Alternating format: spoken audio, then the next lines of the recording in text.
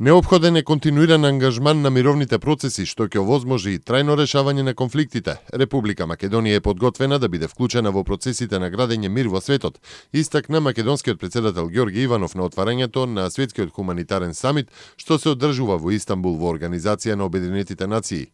Иванов посочи дека конфликтите се шират и продлабочуваат побргу отколку што се решаваат и отстрануваат. Имаме најчесто задоснета диагноза со реактивни наместо превентивни мерки, со краткорочни и болни одлуки, наместо долгорочни и побезболни решенија. Поради ова, порача шефот на државата, потребен е нов пристап кон превенција и мировните решенија. Странските инвеститори се задоволни со деловното работење во Македонија и 84% од нив повторно би инвестирале тука, доколку за тоа имаат можност, покажува најновото истражување што го спроведе Советот на странски инвеститори при Стопанската комора на Македонија во периодот март-април 2015 година, а денеска го презентираше председателот на Советот Штефан Петер.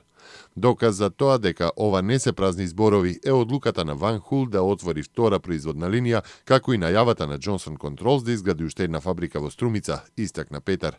Странските инвеститори оценуваат дека одолговлекувањето на политичката криза во земјата ќе има долгорочни последици врз македонското стопанство. Народната банка на Република Македонија информира дека е намалена побарувачката за девизи од физички лица по евидентираниот висок и невообичаен раст во последната недела од минатиот месец. По преземените мерки од страна на Народната банка, обезбедувањето на потребната девизна ликвидност преку интервенции на девизниот пазар и изголемување на основната каматна стапка на 3 мај годинава, движењата постепено се нормализираат, што се согледува преку континуирано намалување на побарувачката за девизи од страна на физичките лица, наведува Народната банка на Република Македонија.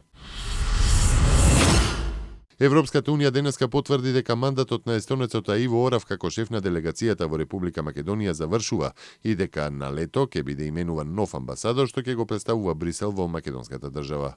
Европската комисија потврдува дека процесот на селекција на следниот шеф на европската делегација во Скопје Евотек, Мија од извори во Еврокомисијата посочува дека најсериозен кандидат е искусниот словенечки дипломат Самуел Жбогар, а за наследник на Орав во селекција е и актуелниот британски амбасадор во Скопје Чарлс Гарат, но неговите шанси, наведува Мија, се наводно помали во однос на поранешниот министер за надворешни работи на Словенија.